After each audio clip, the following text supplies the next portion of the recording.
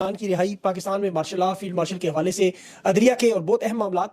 Adiala jail میں آج ملاقات کرنے والے دوسرے صحافی کو بھی روک دیا گیا، باقی ملاقاتیں کیوں نہیں ہوئیں؟ اور اس وقت اسحاق ڈار ایک بڑے مشن پر اسلامی ممالک کے دورے میں اچانک افغانستان کیوں پہنچ گیا؟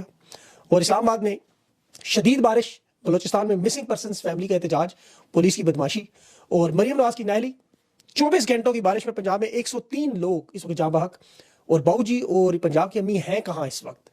الیکشن کمیشن بھی انتہائی جلدی میں جمشید دستی کی سیٹ پر الیکشن کا شیڈول بھی جاری۔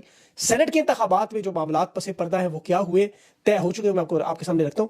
1,80,00,000 نوجوان بے روزگار، نئی لسٹ سرکاری عہدوں پر جو اس وقت تعینات لوگ ہیں، اور باقی تمام خبریں بھی آپ کے سامنے رکھتا ہوں۔ سب سے پہلے جو اس وقت اہم معاملہ، خان کے جو وزیر خارجہ زلفی بخاری صاحب وائٹ ہاؤس کے اہم دورے پر ہیں، ان کی بڑی اہم ملاقاتیں، اور ان ملاقاتوں کا اتنا اثر کہ حکومت کو ڈونلڈ ٹرمپ کے پاکستان کے دورے کی خبر جاری کرنی پڑی، جسے دفتر خارجہ نے بعد میں مسترد کیا۔ صاف کہا ہمیں تو کوئی پتہ نہیں ہے۔ وزیر خارجہ خواجہ آصف نے بھی کہا جی ہمیں کوئی علم نہیں، یہ کوئی دورہ ایسا ہو رہا ہے، ٹرمپ جب بھی آئیں وہ ویلکم ہے، خوش آمدید ہے۔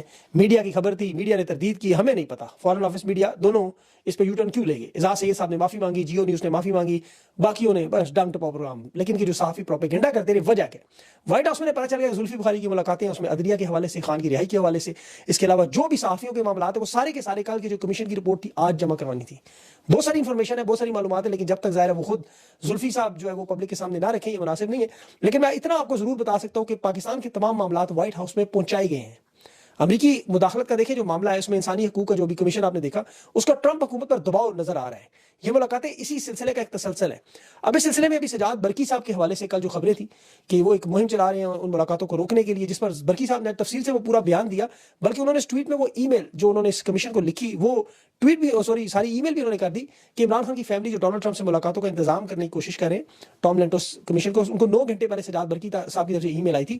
اس میں برقی صاحب نے یہ سوشل میڈیا پہ جو ای میل جاری کی، اس میں مجھے صرف یہ اس چیز پر بڑی تشویش لگی کہ جہاں انہوں نے ذکر کیا کہ خاندان کی طرف سے یہ واضح طور پر کہا جا رہا ہے کہ سلمان خان اور قاسم خان کے علاوہ کوئی دوسرا فرد خان کی نمائندگی کا اختیار نہیں رکھتا، یعنی کوئی دوسرا شخص بولنے کا مجاز نہیں ہے۔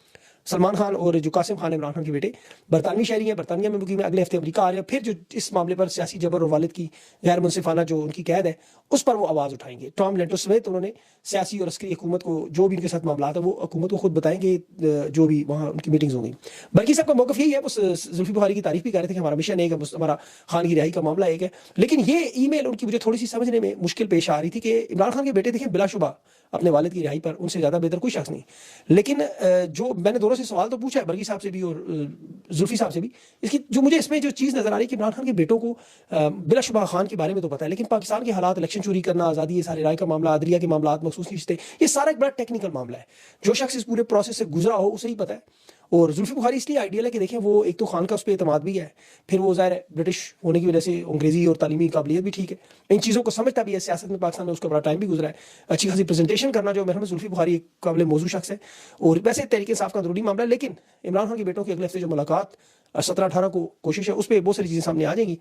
تحریک انصاف جو پاکستان کے اندرونی معاملات پر ان کی جو بریفنگ، ان کی جو پریس کانفرنس تھی آج کافی عرصے بعد وہ نظر آئی، شیخ وقاص نے اس میں بھی عمران خان کے مظالم کا ذکر کیا میڈیا کے سامنے، جو ہم لوگ کہتے رہتے ہیں بار بار کہ بتائیں، آج انہوں نے کہا 24 میں سے 22 گھنٹے عمران خان کو سیل میں رکھا جا رہا ہے۔ اور پھر انہوں نے بارشوں کے حوالے سے، سیلاب کے حوالے سے، پارٹی کے انتظامات کے معاملے سے جو اندرونی معاملات ہیں وہ بھی رکھے، اور تحریک کے حوالے سے چاروں صوبوں میں دیکھیں، بلوچستان میں داؤد کاکڑ نے باقاعدہ طور پر کمپین شروع کر دی ہے، سندھ میں بھی حلیم عادل شیخ نے باقاعدہ موبلائزیشن کر رہے ہیں، پنجاب میں ان کی جو میٹنگز ہیں وہ عروج پر ہیں، اس وقت سب بندی ہو چکی ہے، یوتھ ونگ تیار ہے، ISF تیار ہے۔ اب اس میں جو مشاورتی ٹیم بنائی گئی ہے یہ پورے پاکستان کی طرف سے بڑا اہم معاملہ تھا، اس میں 4 لوگ انہوں نے پنجاب سے لیے، جس میں شوکت بسرا ہے، ظہیر بابر، عمر ڈار اور مہربانو قریشی۔ خیبر پختونخوا سے تیمور جگڑا اور شاہد خٹک کو لیا گیا، بلوچستان سے قاسم سوری، گلگت بلتستان سے خالد خورشید کو اور نیاز اللہ نیازی کو، اسلام آباد سے، سندھ سے انہوں نے لال ملی صاحب کو اور عالمگیر خان، اسی طرح جموں کشمیر سے بھی انہوں نے 2 لوگ نہیں ہیں، تاکہ ان تمام معاملات میں مشاورتی عمل کو جلدی سے تیز کیا جائے، اس تحریک کی طرف معاملات شروع کریں۔ خیبر پختونخوا میں جنید اکبر نے تنظیم سازی کے حوالے سے اپنے تمام اہم کام کر لیے ہیں، اب آپ کو اس میں بھی بڑا زور نظر آئے گا۔ ایک تو خیر بارشیں شروع ہو گئی ہیں پنجاب میں، اس کے علاوہ لیکن جو 3 اگست کو وہاں برطانیہ میں 10 ڈاؤننگ اسٹریٹ کے باہر بھی شایان علی سمیت تحریک انصاف بھی پروٹیسٹ مل کے اکٹھے کرنے، اس کا دائرہ کار دنیا بھر میں پھیلانے کی پوری کوشش ہے۔ اور اس میں دیکھیں سب سے اہم پہلو جو انصاف کے حوالے سے، عدلیہ کے حوالے سے عدلیہ کا کردار ہے، اسے بھی اس دفعہ پہلے ٹاپ پوائنٹس میں رکھا جائے گا۔ جو خان کے کیسز نہیں لگائے جا رہے، خان کی کیسز پہ تاریخ نہیں دی جاتی، اور لگانے والا شخص کون ہے؟ چیف جسٹس سرفراز ڈوگر، جو نہیں لگا رہا۔ آج ان کے اعزاز میں آپ عشائیہ دیکھ لیں، آپ کو بڑی بھاری تعداد میں وہ وکلا نظر آئیں گے، 26ویں ترمیم والے، اور یہ جو تمام وارداتوں میں ان کا ساتھ دیتے رہے۔ لیکن اس میں سب سے جو منفرد چیز میں نظر آئی، 15ویں نمبر کے جونیئر جج تھے، انہیں اسلام آباد ہائی کورٹ میں چیف جسٹس لگا دیا گیا, پہلے قائم مقام پرماننٹ. اور ان کے اعزاز میں جو باقاعدہ طور پر جنگی ترانے لگائے گئے, وہ مطیع اللہ جان کی ٹویٹ پہ میں نے ریسرچ کی, تو وہ ترانے وہ تھے جو 1965 کی جنگ کے دوران پاک فوج کے مورال کو بلند کے لیے لگائے جاتے. مطلب ایک ایسا بندہ جو عمران خان کا کیس لگانے کو نہیں تیار, ملتوی پہ ملتوی, تاریخ پہ تاریخ اسپیشل لایا گیا اس لیے کہ وہ 6 سینئر ججز کو اسلام آباد ہائی کورٹ کے ان کو بائی پاس کرے, طاقت اور بدماشی سے نظریہ ضرورت جسٹس منیر والا کام کرے, اور ترانے پیچھے ایسے لگائے جا رہے جاگ اٹھو سارا وطن مجاہد. مجھے ایسا لگ رہا تھا پتہ نہیں نشان حیدری ناج کو دے دیں, کو جو تمغہ شجاعت نہ دے دیں. وفاقی وزیر قانون اعظم وزیر تارڑ بھی تھا, مسلم لیگ نون کا احسن اقبال بھی تھا, سینیٹر افنان بھی, بیرسٹر عقیل بھی, یہ سارے کے سارے نون لیگ کے لوگ. 1200 لوگوں کے فنکشن میں کچھ 40-50 لاکھ کا خرچہ, اور محسن اختر کیانی کی نشست چھین کے قبضہ کرنے کا یہ جشن تھا. اب جشن تو انہیں منانا چاہیے باقی, کیونکہ آئین اور قانون کو جس طرح روندا گیا تھا وہ برباد کیا گیا.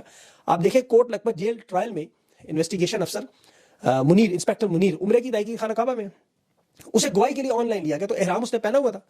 برہان معظم صاحب وکیل نے اسے پوچھا کہ تم اللہ کے گھر میں کھڑے ہو, قسم اٹھاؤ کہ عدالت سے جھوٹ نہیں بولو گے, اگر بولو تو اللہ کا قہر نازل. اب کھڑا تھا اللہ کے گھر میں. انسپیکٹر منیر فوراً بول پڑا کہ اللہ کا قہر میرے اوپر کیوں نازل ہو, ان کے اوپر کیوں نہ ہو جنہوں نے 9 مئی کروایا ہے براہ راست اسٹیبلشمنٹ کی طرف فالس فلیگ آپریشن. اب اس نے بڑے طریقے سے الفاظ کا چناؤ کیا کہ واپسی پر غریب اٹھایا, لیکن بات کر گیا وہ. اب یہ بالکل وہی راولپنڈی کے کمشنر چٹھا والا معاملہ ہے, وہ آج تک نہیں مل سکا, یا اڈیالہ جیل کا ڈپٹی سپرنٹینڈنٹ نے ملا, اب اسے بھی بیچارے کوئی آتے اٹھا ہی نہ لے. لیکن دیکھیں اسٹیبلشمنٹ نے کوشش کی ہے کہ قوم کو چڑیا بنایا جائے. 2019 میں غداری کے الزام میں آپ کو پتا ہے retired lieutenant general Javed Iqbal اور سابق بریگیڈیئر رضوان راجہ رضوان اور ایک ان کے ساتھ ڈاکٹر وسیم اکرم, یہ 3 غیر ملکی خفیہ ایجنسیوں کو اساس معلومات کے الزام پر سزائیں ان کو ہوئی تھی. جاوید اقبال صاحب نے 14 سال کی قید میں مشقت تھی, بعد میں معاملہ ٹھیک ہو گئے. راجہ رضوان بریگیڈیئر اور ڈاکٹر وسیم, انہیں موت کی سزا سنائی گئی. اور باقاعدہ خبریں اس وقت صحافی انصار عباسی کی رپورٹ میں, جو کورٹ مارشل سمیت باقاعدہ جنگ سمیت تمام اخبارات میں تھی. آپ دیکھیں 2019 کی اخبارات, راجہ رضوان جو جرمنی میں پاکستان کا دفاعی اتاشی بھی تھا, یہ 10 اکتوبر 2018 کو اسلام آباد میں G10 سے اٹھایا تھا. پھر اس کے علی خانہ جب ہائی کورٹ گئے, پھر وزارت دفاع نے بتایا کہ جی آفیشیل سیکرٹ ایکٹ کے تحت کارروائی ہو رہی ہے. اس وقت آپ ڈان پڑھیں, الجزیرہ پڑھیں, ویکیپیڈیا پہ دیکھیں, گوگل پہ سرچ کر لیں آپ. 24 نومبر 2019 کی خبر ہے کہ انہیں پھانسی کی سزا ہو چکی ہے. اب عمران خان نے جو ٹویٹ میں انکشاف کیا, یہ تو ایسوسیشن سے اڈیالہ جیل میں بیٹھے ہوئے ہیں. تو اب یہ 78 سال کی جب تاریخ کا مطالعہ کریں اور ان کا یہ دیکھیں, تو صرف اس ایک خبر سے آپ کو سارا معاملہ سمجھ آ جائے گا کہ 2019 میں پھانسی کی سزا ہو چکی ہے. بندہ زندہ اڈیالہ جیل میں اس وقت عیاشی کر ہے. یہ اسی لیے صحافیوں کو اڈیالہ جیل نہیں جانے دیتے کہ وہاں عمران خان کے ساتھ جو سلوک ہو رہا ہے وہ نظر نہ آئے. 24 میں سے 22 گھنٹے عمران خان جو جیل میں, انہیں بیرک سے نہیں نکلنے دیا جاتا, بجلی بند کی جاتی, کھانے سے متعلق جو ان کے اوپر وائٹ ٹارچر ہو رہا ہے, یہ سارا معاملات جو ہے. عمران خان دیکھیں پاکستان کے وہ واحد رہنما جنہوں نے کبھی جھوٹ نہیں بولا, جبکہ عمران خان کے مخالفین ایسے ہیں کہ جنہوں نے آج تک سچ نہیں بولا.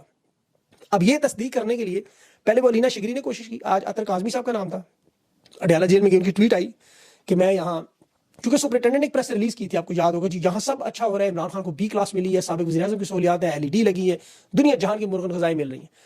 عطر کاظمی صاحب یہ چیک کرنے چلے گئے, اب ان کا نام باقاعدہ تحریک انصاف نے جاری کیا لسٹ میں. اور مزے کی بات ہے, جب یہ وہاں گئے ان کے بقول تھے, کسی نے روکا بھی نہیں, ملاقاتیوں کو کمرے میں بٹھایا بھی گیا اور کنفرم کیا گیا کہ آپ کا نام واقعی لسٹ میں موجود ہے.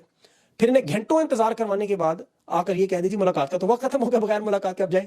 تو باقی بھی جو لوگ ہیں ان کو اسی طرح ملنے نہیں دیا. جمعرات کے دن تو انہوں نے باقاعدہ معمول کی ایکسرسائز بنا لی ہے کہ عمران خان سے ملنے نہیں دیتے کسی کو, نام آ جاتے ہیں. اب حالانکہ معاملات کتنے ہیں, ابھی سینٹ کے حوالے سے دیکھیں, جو تحریک انصاف نے بلا مقابلہ الیکشن لڑنے کا فیصلہ کیا ہے کہ 6 نشستیں تحریک انصاف کے پاس, 5 جو چلی جائیں گی حکومت کے پاس. میں نے اس پر بڑی تحقیق کی کہ تحریک انصاف نے ایسا کیوں کیا. مشاورت کے ذریعے کیا, بیرسٹر سیف کی لسٹ تھی, عمران خان کا جو حکم آئے, سارے انکشافات بہت سارے میرے سامنے ہیں. اب اس میں دیکھیں بہت سی چیزیں ایسی ہیں جو عوام کے سامنے نہیں آتی. سینٹ پاکستان کا واحد الیکشن ہے کہ ویسے تو پورا ہر الیکشن میں مار دھاڑ منڈیاں اور آپ کو پتا ہے پیسہ دولت چلتی رہی, سوائے 2024 میں جو خان کا الیکشن جیتے. باقی اس الیکشن میں خرید و فروخت, بولیاں اور پیسے کا عمل دخل سینٹ میں خفیہ رائے شماری کی وجہ سے انتہائی اہم ہے, خاص طور پر جہاں اراکین کی تعداد کم ہو.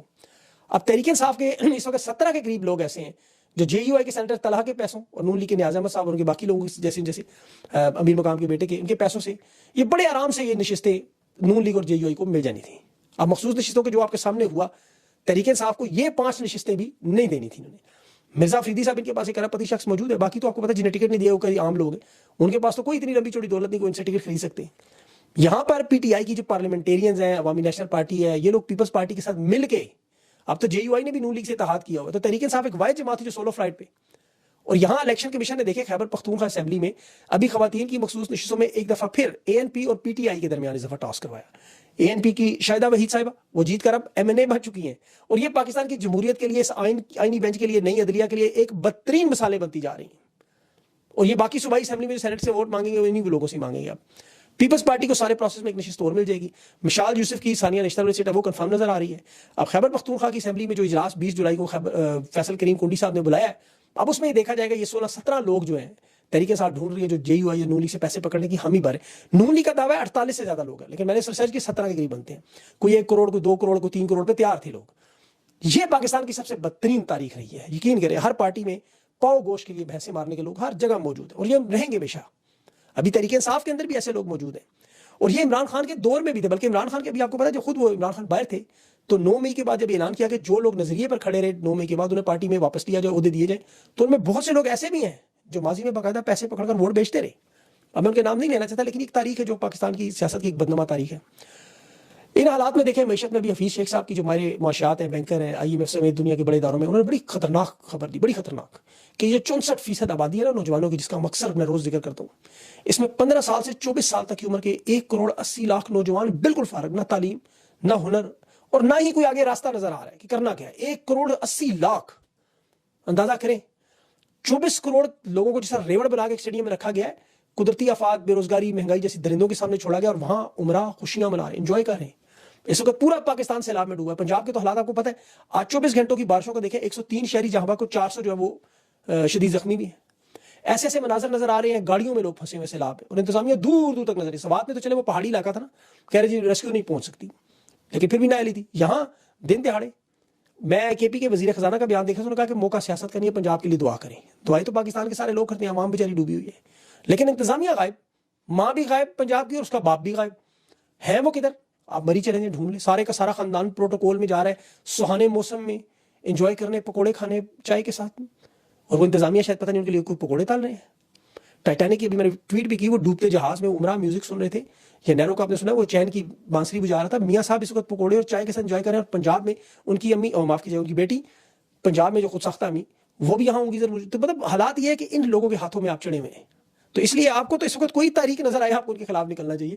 یہاں تو آپ کے لیے بہت بڑا پلیٹ فارم بن رہا ہے. تو اس میں ظاہر ان کے انشاءاللہ آپ لوگوں کی جو کوشش ہوگی اسی سے معاملات جو بہتری کی طرف جائیں گے. اللہ پاکستان پہ رحم کرے. یقین کرے حالات جو ہے وہ دیکھ کے دل دکھتا ہے, لیکن مایوسی نہیں ہوتی کہ انشاءاللہ اس میں اللہ تعالیٰ کی کوئی نہ کوئی بلیسنگ ان ڈسگائز ہوگی. خیر میں آپ کو پتہ ہے اس کا شر میں خیر رکھتے ہیں اللہ, تو دعا بھی کیا کرے ساتھ کہ اللہ ان ظالموں سے آپ کی جان چھڑائے. اپنا خیال رکھیں, مجھے اجازت دیں. اللہ حافظ.